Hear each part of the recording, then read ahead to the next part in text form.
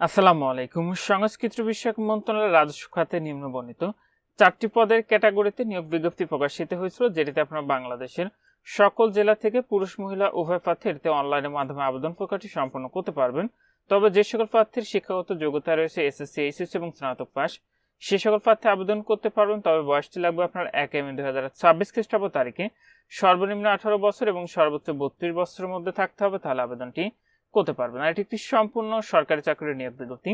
নিয়োগের 1 নম্বর পদটি রয়েছে 60 মুদ্রাক্ষরিক কাম কম্পিউটার অপারেটর, গ্রেডের 13, পদের সংখ্যা রয়েছে 4টি। 2 নম্বর পদ হচ্ছে কম্পিউটার অপারেটর, পদের সংখ্যা রয়েছে 1টি। 3 নম্বর পদ হচ্ছে অফিস সহকারী কাম কম্পিউটার মুদ্রাক্ষরিক, পদের সংখ্যা রয়েছে 7টি।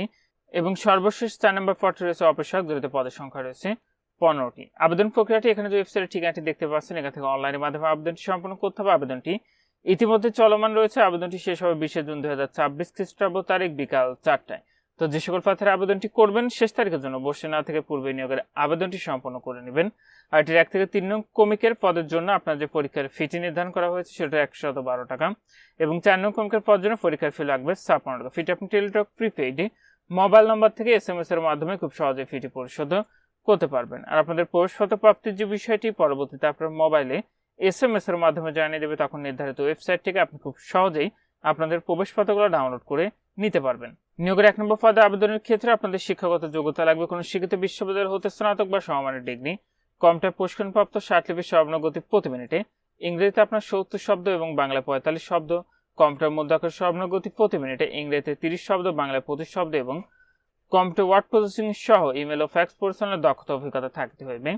2 নম্বর পদটিতে কোনো স্বীকৃত বিশ্ববিদ্যালয় হতে বিজ্ঞান বিভাগ থেকে আপনাকে স্নাতক সমমান বা সমমানের ডিগ্রি অর্জন করতে হবে, এবং কম্পিউটার মুদ্রাক্ষরে প্রতি মিনিটে বাংলায় 25 শব্দ এবং ইংরেজিতে 30 শব্দের গতি সংশ্লিষ্ট বিষয়ে আপনাকে স্ট্যান্ডার্ড অ্যাপটিটিউড টেস্টে উত্তীর্ণ হতে হবে।